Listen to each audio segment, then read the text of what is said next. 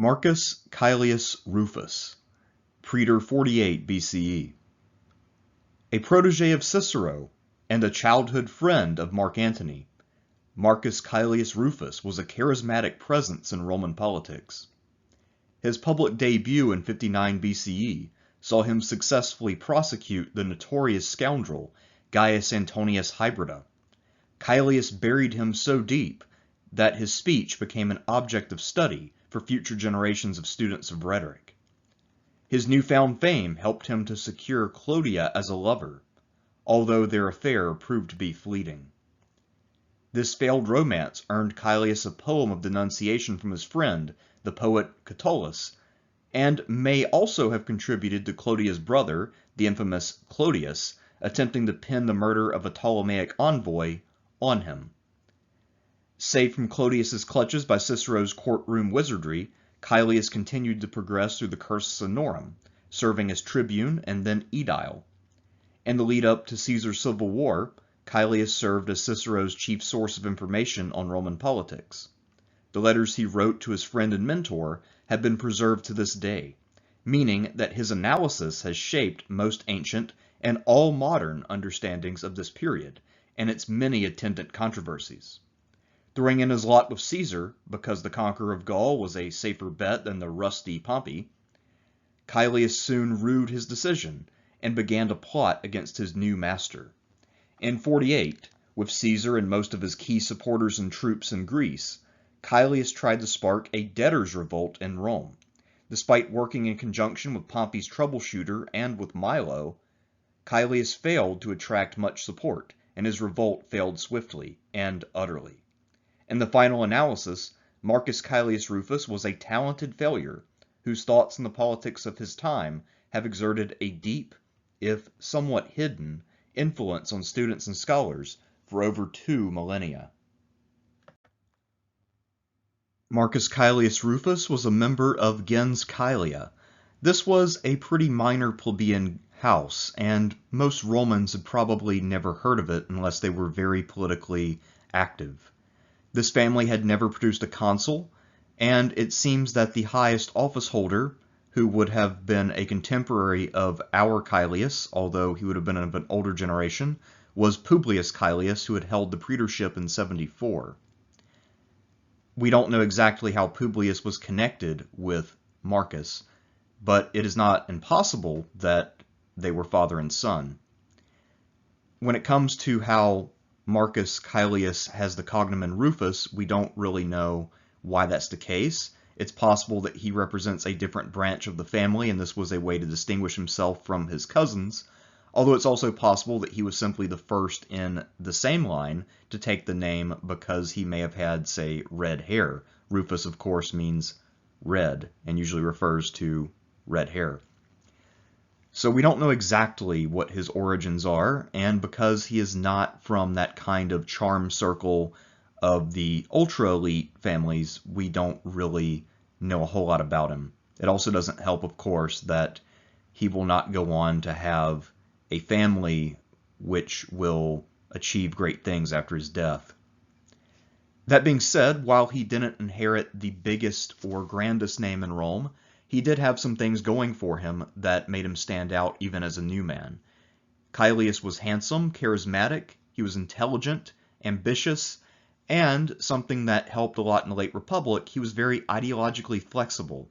He was able to make friends with people who represented very different viewpoints, and he also himself seems to have had views that could shift on a dime as was needed for his political advantage. So he was sort of a classic politician and someone who was by nature suited to such a thing. In spite of being a scion of one of the more minor gentes in Rome, Marcus Caelius Rufus was able to arrange for excellent mentors. Early on, in his late teenage years and early 20s, he was mentored by the great orator Marcus Tullius Cicero, who seems to have trained him well in all of the various rhetorical techniques that he would need, and he also associated himself with Marcus Licinius Crassus, the wealthiest man in Rome until Pompey's eastern conquest. And so, Caelius had excellent training early in life. That being said, as he got into his 20s, he began to stray from his mentors and to look for other associates. And it appears that he was one of the many young men who was taken in by Catiline at one point. Catiline had a lot of appeal, especially to younger men. And there's even a chance that because Caelius strayed from Cicero and went with Catiline, that this really fueled a lot of Cicero's hatred of Catiline, since Cicero saw Caelius as almost like another son. At any rate, for reasons we're not entirely sure of, Caelius seems to have gotten out from under Catiline's influence prior to the conspiracy being exposed. And if he was still implicated in some way, there's a good chance that Cicero marked his inclusion down to youthful indiscretion and perhaps helped his young friend get out of trouble. But in fact, the two men would not reconcile, Cicero and Caelius, until several years after the conspiracy had ended. Caelius also had friends his own age. In fact, he was very close in age and grew up as very close friends with both Mark Antony and Gaius Scribonius Curio the Younger. And as a trio, all three of these men were known as very able young politicians who had a lot of talent, but also as being men who were somewhat frivolous and unreliable at times. It's also worth mentioning that all of them were, in varying degrees, playboys. And then by the late 50s, another associate that Caelius will make is the infamous Titus Annius Milo, a man who led street gangs and was effectively the anti-Clodius. So these are the most important associates of Caelius, and because his family connections were not that impressive, these associates will be far more important for his career. From 62 to 60, the former consul Gaius Antonius Hybrida was the governor of Macedonia. And during his tenure in Macedonia, he not only bilked the locals and extorted money from them, but he also waged an illegal war against the Bessi and met with battlefield defeat.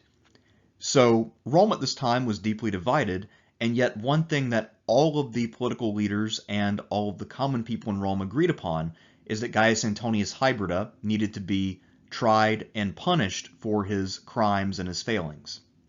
And so, as you might imagine, everyone and their brother was eager to be the prosecutor of Hybrida, given that nearly everyone in Rome was already completely convinced of his guilt, and this would be the easiest layup of a case ever. It was also a common thing for young Romans to cut their teeth by going after a malefactor, perceived or real, and showing the public their concern for good governance. Well, Caelius got extremely lucky because the consul in 59, Gaius Julius Caesar, selected him to be the chief prosecutor. And when I say selected, I just mean that he encouraged Caelius to do this. Of course, Caesar, even as consul, could not appoint prosecutors, but Caelius got the job, and this, again, was the ideal way for him to open up his career. He had a 100% chance of victory until he learned that his old mentor Cicero, the universally acknowledged king of the law courts, was going to be heading the defense. So now his chances were down to maybe 80 or 90%, because Cicero had a track record of getting obviously guilty men off. This means that Caelius would need to bring his A game, and that's exactly what he did. In fact, he will so thoroughly humiliate Hybrida in his speech that he not only becomes a rising star overnight, but he also would be immortalized through the rhetorician Quintilian, who later would assemble a handbook of rhetoric and would select a passage from Caelius's prosecution speech, which I believe is the only surviving passage of that speech. And this would become kind of the standard reading that you would need to learn about and memorize if you were learning how to really eviscerate someone in a court of law. The quote from Quintilian, Book 4, Chapter 2. "They found him lying prone in a drunken slumber, snoring with all the force of his lungs and belching continually, while the most distinguished of his female companions sprawled over every couch, and the rest of the seraglio lay around in all directions. They, however, perceived the approach of the enemy, and half dead with terror, attempted to arouse Antonius, called him by name, heaved up his head, but all in vain, while one whispered endearing words into his ear, and another slapped him with some violence. At last he recognized the voice and touch of each, and tried to embrace her who happened to be nearest. Once awakened, he could not sleep, but was too drunk to keep awake, and so bandied to and fro between sleeping and waking in the hands of his centurions and his paramours. And so what this passage describes is Hybrida being too drunk and too hungover to command at a time when the BCE are about to attack his camp, and the women that he was partying with being unable to rouse him, and also being more aware of the danger that this situation presented than a former consul who was the proconsular governor of a major province. And so this passage perfectly encapsulates everyone's feelings about Hybrida, that he was a drunk loser, that man was a joke, and that he was completely and totally unfit for any kind of office. And so Caelius really struck the tone perfectly, captured the public mood in one passage, and won this case against his former mentor. Now that Caelius was a bit famous, he had even more cachet with the ladies than he already had. And this meant that he was now able to draw the eye of Clodia, one of the most beautiful women of her generation, and someone who was highly sought after by the aristocratic males of the late Republic. Her current lover was Gaius Valerius Catullus, a famous poet and a friend of Caelius, so it's pretty likely that Caelius' first introduction to Clodia was from his friend the poet. And of course, Clodia is sister to the infamous gang leader Publius Clodius Pulcher, who had been adopted into a plebeian family so he'd be eligible to hold the tribunate. Now, we have a series of poems by Catullus about his relationship with Clodia, whom he calls Lesbia in poetry to conceal her identity.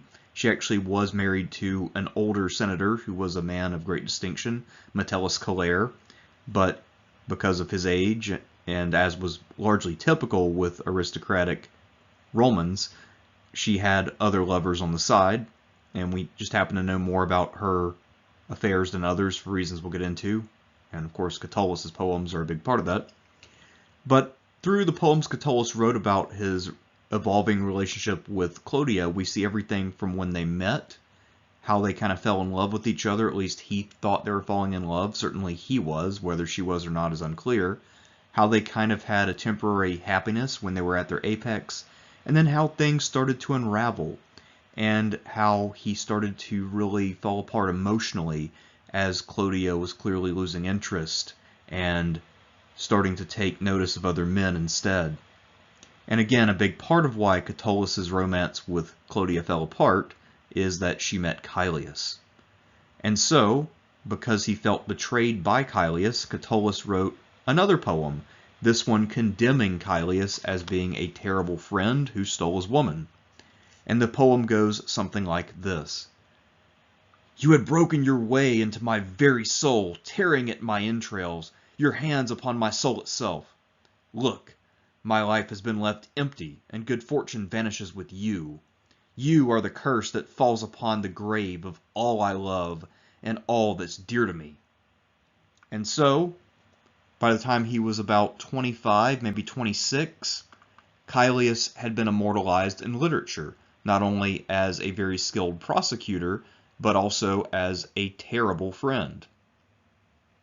But Catullus would have a bit of revenge, at least very indirectly, if Cicero's defense speech pro Caelio is to be believed. All we know about Clodia's affair with Caelius is that it ended badly and didn't last very long. However, we're not really sure whether the failed relationship between Caelius and Clodia led to Caelius's issues with Clodius, the brother, or whether it was the issues with Clodius that led to the breakup with Clodia. At any rate, we do know that by 56, Clodius clearly had a target on Caelius, and he brought him up on some very serious charges. He said that the notorious unsolved murder of the Alexandrian envoy Dio was the work of none other than Caelius. And so this would be an international incident, far more grave than simply a murder. Egypt, while it was largely now kind of unofficially in the Roman orbit, it was still an independent power. And so for Caelius to murder an envoy from another country would be an international incident, but also an offense against the gods, because any kind of envoy was supposed to enjoy the protection of Hermes, or to the Romans, Mercury. Now, this was a fairly complicated case if you look at the politics of it, which we won't because they're not terribly relevant to Caelius, but Pompey had a lot of interest in the matter. He had been really pulling a lot of strings behind the scenes, even during Gabinius's settlement in Egypt. Pompey, of course, had done his great Eastern settlement in the previous decade, and he very much still saw himself as the expert on all things Eastern or Egyptian. He also was a fervent supporter of Ptolemy the 12th Auletes, Ptolemy the flautist, who was the father, of course, of the famous Cleopatra VII. And so, everyone involved in the case had to tread rather carefully, because Pompey was not to be crossed. He was one of the three triumvirs, and at this time he's still the most powerful of the three. So Cicero, who agrees to reconcile with Caelius and mount his defense, decided that it was best to avoid the politics of this altogether. He should focus instead less on the details of the murder, which again, no one really knew anything, and instead focus mostly on the personal aspect of things. So Cicero's defense speech pro Caelio is almost entirely about how Clodia was a hoe and how her brother Clodius was a scoundrel. Cicero accuses them of everything from incest to sullying the family name. He does voice impressions of their dead great-grandfather who helped build one of the roads that led to Rome. And in the great-grandfather's imagined voice, Cicero chastises Clodia for corrupting young men and parading her boyfriends around on this road. And he also, of course, just thoroughly embarrasses brother and sister. And this will really ramp up that rivalry between Cicero and Clodius. But because he entertains the jury sufficiently, they vote that Caelius is clearly not guilty, not so much because they're entertained, but because Cicero makes the case that this was a purely personal vendetta, and that in fact Clodia was angry because she had it in for Caelius, and Cicero even goes on to say effectively that she wanted him dead, and she had failed to kill him in other ways, and so because he had moved on with his life, she was vengeful, spiteful, and had her brother / other lover do all these other things. So this was a brilliant defense, and remember, in ancient cases, there is no relevancy rule. So today you would have to stick with the charges being levied. In the ancient world, you were given a time limit, and you could say literally anything you wanted. And so Cicero here showed that he was the master of taking important things and making them personal and trivial in order to deflect. And so, in many ways, the Pro Caelio is perhaps his most clever speech, because it completely and totally avoids the issue and still results in a victory. Caelius had dodged death, and he had also reconciled with his old mentor Cicero. However, one has to imagine that his nightlife was severely curtailed now that he was a wanted man in the eyes of Clodius and his gang. Perhaps not surprisingly, Caelius now befriended Titus Annius Milo, the leader of the other great gang in Rome, and someone who was effectively the anti-Clodius. The two of them each had a street gang, and in the case of Milo's gang, it was mostly composed of gladiators, so perhaps Caelius was associating strongly with them because of the previous trouble that he had had with Clodius and his sister. Now, by this point, Caelius has risen to be tribune of the plebs. In the meantime, Milo served as praetor in 54. He had failed to run for the consulship a year earlier. And Clodius was now a praetor in his own right as well. So Milo and Clodius were rising to the top of Roman politics, and yet they were still engaged in street gang violence. They had been rivals for a long time, and Rome had largely gotten used to gang violence by this point. But one morning in early 52, both leaders happened to be with considerable retinues outside of Rome, and they had a chance encounter. Neither of them had planned for it, and there's a pretty good reason to think that both of them were simply trying to avoid the other once they spotted each other, but their followers were not having any of it. A clash ensued, and when that happened, one of the casualties was Clodius himself. He was mortally wounded. He was then taken to a nearby tavern where he died of his wounds. When his followers back in Rome learned of this, they were inconsolable, and they did not believe for a second that this was just a chance encounter and a freak accident. And so they believed it was a conspiracy by Milo and his various conservative backers. And so they were quite literally ready to burn Rome to the ground. In order to try to forestall that, Caelius used his powers as tribune to call a contio, and had Milo address the crowd to explain things. However, the crowd was in no mood to listen, and both men were now forced to flee for their lives. This would lead, of course, to a famous incident where the pro-Clodius crowd would use the Senate House to serve as Clodius's funeral pyre. And that's why even a decade later, on the famous Ides of March, when Caesar was assassinated, the Senate was meeting in the theater of Pompey, because the Senate House still had not been rebuilt.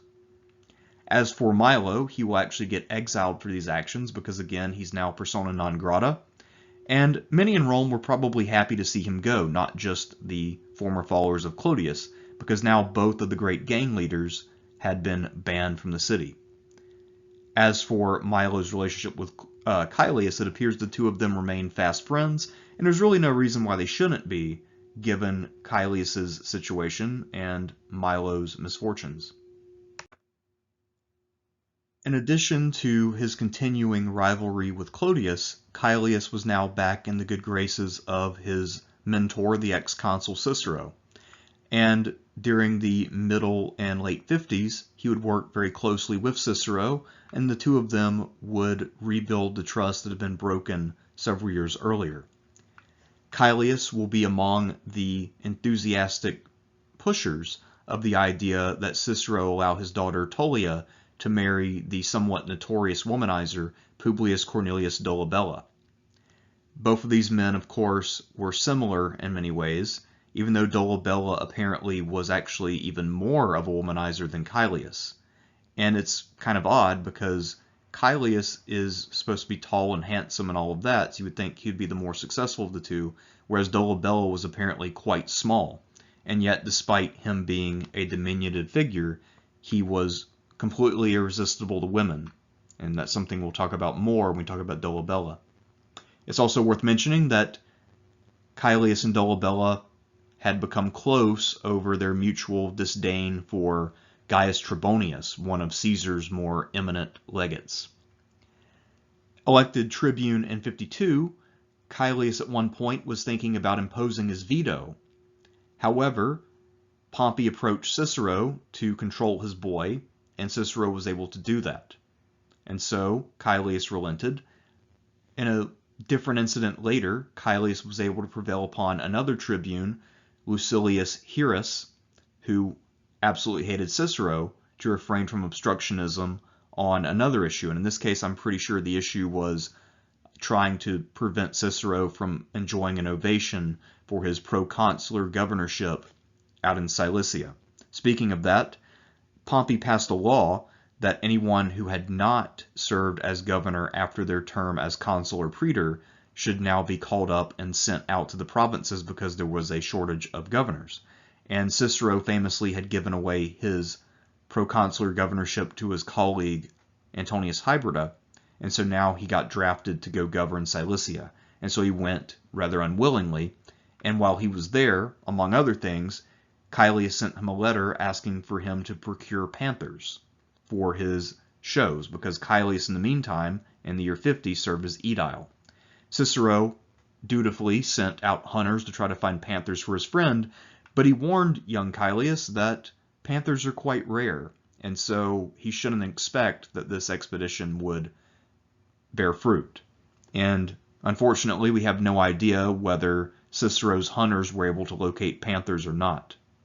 But clearly, Caelius continues to prosper, and as we approach the great crossing of the Rubicon, things were still looking bright for Caelius, especially with his old nemesis Clodius long removed from the scene. While Cicero was away in Cilicia, many things were unfolding back in Rome, and Cicero pined for his native city. In fact, he typically hated to leave. And so he was very much insistent that Caelius keep him posted on everything that was happening politically. And Caelius, being a dutiful friend, did exactly that. And so the upshot of all this is that not only was Cicero kept abreast of developments by Caelius, but Caelius wrote letters that were preserved in the Ciceronian corpus. And this means that people who have studied this topic over the years have read things written by Caelius to Cicero. So not only does a lot of our raw information come from Caelius, but we also get all of his biases and all of his analysis. So most of what we think about a lot of the figures of his generation, men like, say, the aforementioned Dolabella, we know what we know because of Caelius's writing. Or most of the information that we have about, say, the evolving thoughts of Curio the Younger, a friend of Caelius, most of that information comes from Caelius himself, not from Cicero, who, while he knew both of those younger men, he did not know them in the same way that Caelius knew them, because you always have more insight into a contemporary than you will to someone of a different generation. And so Caelius provides all kinds of insight. Not only that, but we also see what members of this generation of men who were in their early to mid-30s were thinking when the Civil War broke out. And we see that rather than being a partisan of Caesar, Caelius's motives were far more self-serving. And yet he will tell Cicero that other people had different motives than his. So Caelius is an often overlooked primary source, and there is a 100% chance that any modern source you've read, whether knowingly or unknowingly, has conveyed to you Caelius's thinking in some form or fashion. So Caelius is someone whose thoughts you're familiar with, whether you're aware of it or not. In hindsight, we can easily appreciate that all of the elements needed for Caesar and Pompey to turn on each other and fight a civil war were present almost from the formation of the First Triumvirate. Also, the intransigent demands of the Optimates were as old as Caesar's consulship, and it was ultimately those same demands a decade later that made Caesar feel that he had no choice but to cross the Rubicon. However, we have to remember a couple of things. One, nothing is actually inevitable, except for death and some would say taxes. But also, contemporaries did not necessarily think that those demands would lead to a war. And in fact, Caelius, who was well aware of all of the political developments of his day, and later would report in great detail on the various negotiations that were taking place, as late as mid-50, he saw Rome as more gripped by political inaction than he did as being on the cusp of war. So if you had asked him in the summer of 50 whether he thought a war was coming, he would have probably laughed and said, no, of course not. That's kind of ridiculous. There's not really a reason to think that. There will be some sort of compromise. And in fact, it seems like he was fairly optimistic all the way through, as were a number of men of his generation, that obviously there will be some sort of a deal made. I mean, as we have already established a decade earlier, Caesar and Pompey could, and often had, stunned the world with secret deals. They had not only formed the First Triumvirate, they had renewed it a couple of times. And so there was every reason to suspect the same thing would happen yet again. Caelius understood from an early date, however, that Caesar's demands would have to be met in order for the peace to be kept. Caesar would absolutely insist on keeping at least some of his troops and his provinces until he was elected consul, because what that would ensure is that he was passing from a defined magistracy into another defined magistracy. and that would make him immune from prosecution for the crimes he had committed back as consul in 59. And of course, his enemies were chomping at the bit to take him to court over those. And Caelius understood further that Caesar would not simply allow himself to be bullied in any way into giving up his immunity, and that he would be willing to use force. After all, he did have military preeminence, and it would be a foolish person who would think that a man who was ruthless enough to do what he did back in 59, and was then ruthless enough to conquer Gaul, and in his own words, commit genocide in the form of wiping out a third of the Gauls and enslaving another third of them, it'd be pretty crazy to think that that guy's not willing to use force. So Caelius understood from an early date, we will either give him what he wants or he will seize it by force. He also says that the majority of the Senate was very much in favor of appeasing Caesar. And that means that a lot of them probably had the same basic analysis that Caelius had, that ultimately it would be better to give in to Caesar's demands than it would be to fight a civil war. Many of these men were old enough to remember the civil wars between Sulla and the Marian faction, and they didn't want to repeat that particular episode of history. In fact, most of the senior leadership had been teenagers and men in their early 20s when that kind of thing had happened. So this was something that was still a relatively fresh memory. Now, what changed all this, apparently, is that Pompey told the Senate via his father-in-law, Metellus Scipio, that the time was now, and that if they wanted his help against Caesar, that they must make a stand now. And if they ask him again, if they don't back him at this point, he will never help them again, and he and Caesar will simply cooperate. And so, only after that saber-rattling incident was the Senate in favor of not compromising with Caesar. So that was a fairly 11th hour development that we have talked about in other videos and that we will talk about in greater detail in future videos, especially the video I plan on doing on Curio the Younger. Caelius was present in the Senate when his good friend Curio proposed a popular measure that would lead to a compromise between Caesar and Pompey. And the measure was effectively that both men should lay aside their commands and troops at the same time, so that way it was not the case of only one side unilaterally disarming. And this was something that was wildly popular within the Senate. It won by something like 370 to 20 in the voting. And so Curio had really found a solution that was acceptable to most people. Apparently Caesar was at least okay with this, even if it wasn't his ideal, but it was Pompey who largely shut it down. Pompey and, of course, the very belligerent consul of 49, Lentulus Crus, and, of course, the ever-belligerent Metellus Scipio. Now, because of the way that this compromise that had overwhelming support in the Senate failed, a number of modern scholars have proposed that the real reason why Curio made his famous defection to Caesar after a lifetime of opposing him, and having had a father who hated Caesar, the reason why he did it was because he saw Caesar as more reasonable. Pompey clearly was not a man who could be reasoned with, and therefore he would be a terrible master of Rome. The more popular explanation that was bandied about mostly by anti-Caesarian sources is that Caesar must have simply bribed Curio. But Caelius actually provides a completely different explanation of all of this. And it's worth mentioning that Caelius had known Curio for his entire life. Both of these men are about the same age, around 35 or so, and they had grown up together. And Caelius says the real reason why Curio had had his change of heart was not money, and it wasn't this political compromise. It was simply that he was absolutely livid about the fact that he had not gotten the intercalary month that he had proposed. And the Romans at this time still don't have a standardized calendar.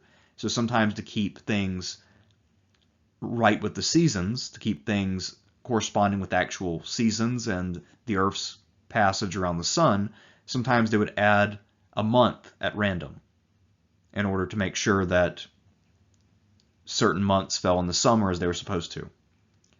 And what this would have done is lengthened the year and given him about 30 more days during which he could pass some social legislation that he really wanted to get done.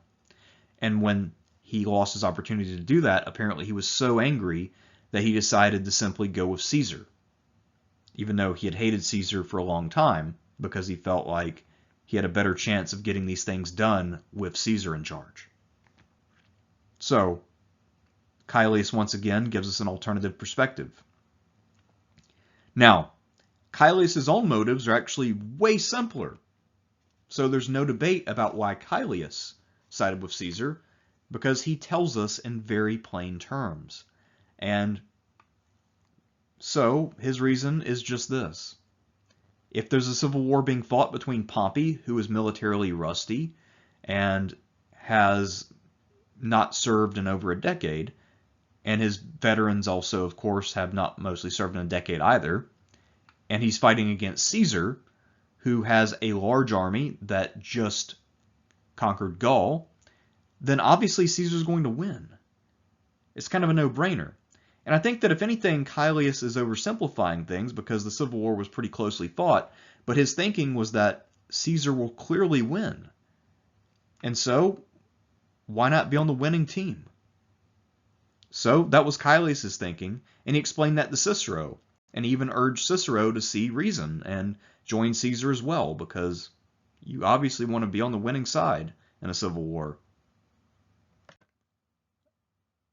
Caelius had made that calculation as early as late summer or early fall of 50, and it's unclear whether he would have actually followed through with that if not for the actions of the very hawkish consul Lentulus Crus.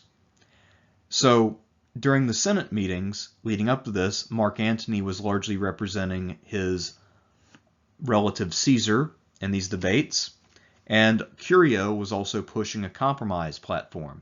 And it's unclear up to this point if Curio actually was formally aligned with Caesar at all, or whether this was a relationship of convenience because Curio didn't want war and Caesar was the only person responding to his overtures. At any rate, though, Lentulus Crus effectively labeled Curio as a Caesarian, and he told Curio and Antony that they needed to clear out that very night because he was about to drop the Senatus Consultum Ultimum on their heads, which would make it legal for him to have them rounded up and killed. And so, not surprisingly, Curio and Antony, along with their friends Caelius and Quintus Cassius Longinus, all traveled in disguise out of the city. I think they dressed up as women, and they fled to Caesar's camp north of the Rubicon. Of course, Quintus Cassius Longinus is the infamous governor who screwed up Spain for Caesar. But at this point, these are all rising stars in politics, and men who were even more disgusted by the actions of Pompey and his cronies than they were with Caesar, whom none of them, so far as I know except for Antony, had ever really liked that much. So it was kind of an odd homecoming of sorts where they were going to the camp of someone they never thought they would serve with. For Caelius, at least, this was hell freezing over, and it appears that Curio felt the same way.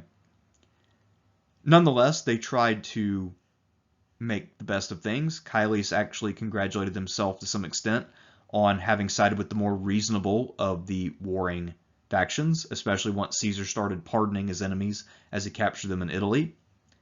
And he even wrote a letter to Cicero saying, "Have you ever known a more merciful conqueror? Compare his conduct to Sulla, it's night and day." Clearly, Caesar was serious about making peace. He wasn't a warhawk like Pompey. And so, apparently, Caelius started to really think the bloom was coming off the rose only when Caesar got angry after Pompey escaped from Brundisium. And then he said that he was now willing to fight Pompey to the death if that's what Pompey demanded. And up to this point, Caesar had been talking about how he wanted to make peace. He'd been inviting Pompey back to Rome and inviting various senators back to Rome and promising that there would be no retribution. They just needed to talk things out and make some sort of agreement. So once Caesar revealed that his blood was up and that he was ready to fight to the death with Pompey, Caelius began to really have serious buyer's remorse, and he probably started plotting right then and there to try to undermine Caesar. As a reward for joining Caesar, Caelius was appointed as one of the 8 praetors for 48. And this would of course give Caesar more senior officials that he could use going forward. At the same time, though, it appears that Caesar was not entirely sold on Caelius's sincerity. And so Caesar put him in a position where he would not really be able to do anything of note. The praetor Peregrinus is someone who would hear complaints from non-citizens about the conduct of officials abroad. And so, because it was a civil war period, this means that the courts would probably not be operating, and if they were operating, it would be very irregularly. So in many ways, Caelius had a sinecure. This was an office that would give him rank, where he also would have no real power. However, he had his heart set on being the urban praetor, and most likely it was that office he was eyeing because that one had actual responsibilities, one, but also because this would enable him to potentially undermine Caesar's control of Rome, since he would now have some authority over local officials and things of that nature. So it's fairly clear that by this point Caelius was plotting something. And instead, this office would go not to Caelius, but to Gaius Trebonius. And we know that Caelius was not friends with Trebonius, and it's possible that their beef only started here. But there's also, I think, some reason to think that they had some ongoing issues even before this happened. So, before he left, Caesar decided to issue some edicts on some pressing social issues. Many men in Rome had been in debt for years. Debt had really driven things like the Catilinarian conspiracy, and the problem had not gone away. And so Caesar decided to come up with a compromise measure, one that would hopefully please both debtors and creditors. And what he did was he said that debtors could now ignore the inflation or deflation that was happening because of the war and sell property at pre-war values in order to raise money to pay off creditors. In the meantime, while this would not lead to maximum returns for creditors, it would at least give them something. So there would be no wiping of the tablets or new tablets, novae tabulae, but instead there would be kind of an adjusted payment. So it made things affordable for those who owed money and meant that those who were owed money would not be left empty-handed. Caesar also decreed that no one would be able to have more than 15,000 denarii of cash at a time, so that way currency would remain in circulation and there would not be hoarding. And for the most part, these measures seem to have really struck the right note. Most people, regardless of their position as a creditor or a debtor, felt like this was relief. So this was something that largely had the support of most Romans, including common people and more eminent political figures as well. Another measure that Caesar took around this time was to recall most of the exiles. Many men, especially in the 50s, had been sent into exile, and Caesar's goal in doing this was to try to refill the ranks of the Senate and produce some senior magistrates to back him up. So a couple of the ex-consuls who were recalled included Aulus Gabinius and Gaius Antonius Hybrida. And so Caesar was banking on these men being grateful to him and providing at least some support by simply being in Rome. Now, one of the few men he refused to recall was Titus Annius Milo, because Milo, of course, had led a pro-Senate gang of gladiators. And he knew that Milo was a pretty dedicated opponent and also was someone who was potentially very dangerous. So Milo remained in exile, whereas everybody else pretty much came back. Caelius's thought was that perhaps a number of these returning exiles would be willing to hear out the cause of Pompey. And so he began to secretly either approach them or simply count on them showing up when the time was right. But in general, Caelius's plan revolved around trying to stir up enough trouble in Rome that there would be an actual revolt in favor of Pompey. And so how he did this is that he went back to the debt issue. He felt like Caesar's half measure, as he saw it, would not appease debtors enough, and that if he offered a better alternative and said that this was what you would get if you sided against Caesar, then he felt like he could build enough support to create an uprising against Caesar while also undermining his credibility. And so to start this process, he used his authority as praetor to set up his chair next to Trebonius in the forum. So when Trebonius, who was urban praetor, would be receiving people and helping them settle their debts, Caelius would sit beside of him and make alternative offers in the hopes that he would make Caesar appear stingy, and his cause, which by implication was the Pompeian cause, appear to be more fair and just and generous. From his chair next to Trebonius, and also when he spoke in the Senate, Caelius began to try to sow the seeds of what he hoped would be a debtors' uprising. One of the proposals that he made was that all debt should be deferred for 6 years without interest, but when he proposed this, it attracted no interest at all. He also made a call for a 1-year moratorium on rent and a general cancellation of all debts, so back to the blank tablets. And this also did not really get him anywhere.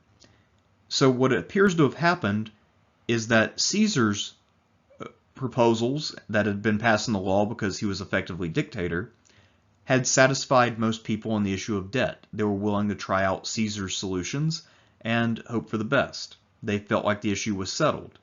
But Caelius wouldn't let it go, and he thought that this was the political weakness that would open up Caesar to attack. Caelius did start to build a following, perhaps not as big of one as he thought he would, because there was general contentment with what Caesar had put forward. That being said, Caelius was starting to prove to be dangerous, and his intentions were becoming more and more obvious to the reigning consul in Rome, and also to his colleague Trebonius. And so what they decided to do was to take the precautionary measure of stripping Caelius of his office on the grounds that he was disloyal. And of course, Caelius protested his innocence and his loyalty, but ultimately he showed his true hand when he decided to lead a riot. So he took his followers he could get together, had a riot, but this riot apparently was something that his rivals anticipated and dealt with quickly and swiftly. And so Caelius and his men were driven off the streets, and Caelius himself had to leave Rome. But now we have to ask a greater question. How much of this was planned in advance? Was Caelius working with outside forces the whole time? Or was he simply an opportunist who then joined with them when they approached him? So let's talk about that briefly. So the question before us is whether or not Caelius had a plan going into his attempt to stir up agitation in Rome. Was this something that he simply stumbled into over time and then he came into contact with the Pompeians? Or was this part of a plan that had been hatched before he ever took up the office of praetor? My suspicion is that he was in league with the Pompeians from almost the moment when he declared for Caesar, and that he was in many ways a sleeper agent. And my reason for thinking that is that Caelius moved so deliberately and, as we'll see, had steps planned out for the event of failure. So, we know for a fact that he came into contact with Pompey's majordomo Vibullius, who traveled from Greece to Italy to try to stir up trouble. And while it is possible that Vibullius simply heard that Caelius was raising hell in Rome and decided to meet with him to see what the deal was and they worked together, I think it's more plausible that Caelius had a plan all along that Pompey and his various staff officers were somewhat aware of. That being said, it's very clear that Milo was very much in league with Pompey the whole time. So especially once Caesar decided not to recall him from exile, Milo was committed to action on behalf of Pompey. And so Milo had left his exile in Massilia, in what is now southern France, and he had gone to southern Italy to try to raise troops there. And this was very much in conjunction with Vibullius. One of the things that Milo said by way of advertising to get men interested was that Vibullius, who was well known as Pompey's sort of right-hand man, would be present. So men who might sign up with Milo would know that they're working for the big guy over in Greece. And so Caelius, after his riot failed, had an immediate plan, and that was to go to Capua. So Capua is in Campania, and it was the most independent-minded of the Campanian cities. So it was very closely related to Rome culturally, and they had a long history together, but yet there had always been some tension and rivalry. And so Caelius was trying to revive that spirit that actually led Capua to defect to Hannibal back in the Second Punic War. So this was the plan. This was at least his plan B after the riot in Rome failed. So it appears that this was a grand scheme and that it was designed to create a renewed war front in Italy that would hopefully distract Caesar, maybe overthrow his fairly skeletal forces in Italy. So I suspect it was a grand scheme and that Caelius was playing a larger part, but it's also again possible that he simply was doing his own thing and then joined with the Pompeians as the opportunity presented itself. I suppose in the end it probably doesn't matter that much what the answer actually is, but it's the kind of thing that I think about. It appears that Caelius made a couple of major miscalculations. First, of course, he underestimated the public's willingness to revolt over debt. The public was largely satisfied with what Caesar had decreed. The second miscalculation was to vastly underestimate Caesar's consular colleague in 48, Publius Servilius Vatia Assaracus. It turns out that Assaracus was not just a consul in name only, but someone who was very much able and willing to lay down the law in order to uphold order for Caesar.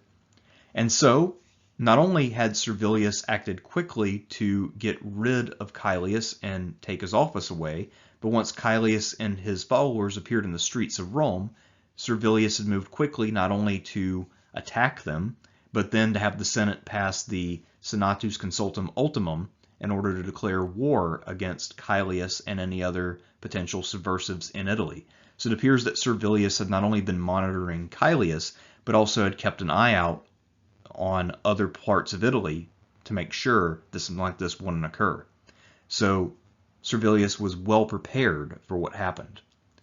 And so, as soon as he learned about trouble in the south and Milo's return to Italy, he dispatched Quintus Pedius, who was a relative of Caesar, with an army, and Pedius was able to quickly find and destroy Milo and his army. And so this means that Caelius, who had, I think, planned on raising troops in Capua and then going to South Italy to rendezvous with Milo, never had the chance to do that. And so there was no combined army of the sort of Pompeian rebels that Caelius might have envisioned. As for Caelius's plans, he most likely was looking to hire gladiators in Capua. They made the best soldiers if you were in a pinch and you were drafting civilians.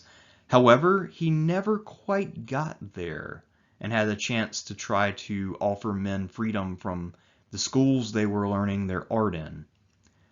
And instead, he was intercepted by a party of Gallic and Iberian cavalry who had been brought to Italy by Caesar and were loyal to Caesar and his generals.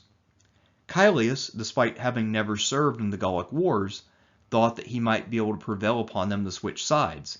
So he actually died in the middle of trying to suborn these foreign horsemen by telling them about the liberty of the Republic, presumably, or something of that nature, something that was foreign to them and irrelevant. And so they simply killed him. And thus Caelius met his end as a failed rebel.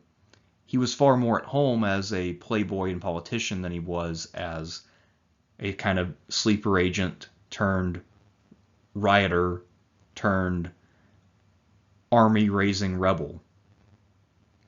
So this is how Caelius met his end, around the age of 35 or so. In the final analysis, Marcus Caelius Rufus was a semi-talented opportunist, and his career was very typical of someone of his generation during the late Republic. He was not as well known as, say, Mark Antony or his friend Curio, but he still clearly had some talents, especially for oratory in the courtroom. That being said, despite the fact that he never quite rose to the top in politics and had the opportunity to win battlefield glory, he still has some immortality. First of all, of course, part of his best-known speech was preserved by the rhetorician Quintilian, and so this has made sure that future generations of Romans studied his writing, and that modern students can also hear him cut down Gaius Antonius Hybrida. We also know from his friend, the poet Catullus, that Caelius was in fact a very shitty friend who really put his own personal desires above the well-being of his good buddies. In terms of his influence on our thinking today, anytime we study the late Republic, we have to keep in mind that Caelius, indirectly, by being someone who informed Cicero, has very much colored our understanding of the period. So we have both direct and indirect links to Caelius through the Ciceronian corpus.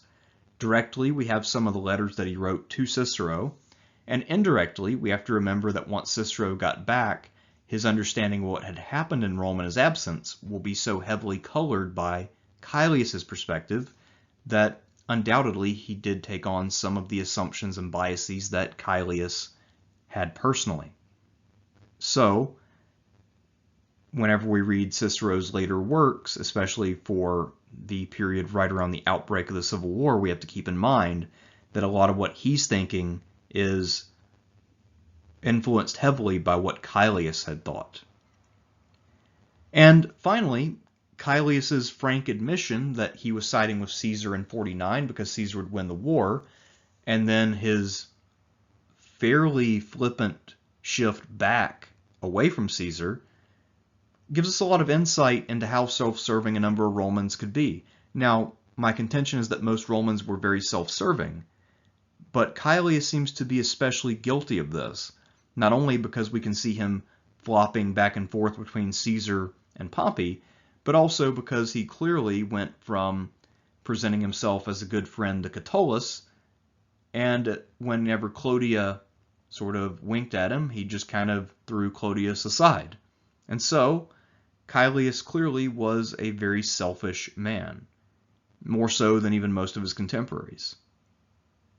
And so, he has a number of legacies, but I think we should never forget that he was, above all else, a good prosecutor and a shitty friend. I'm Thersites the Historian, and next time we'll look at one of Caelius's good friends, someone with whom he shared quite an antipathy toward Gaius Trebonius.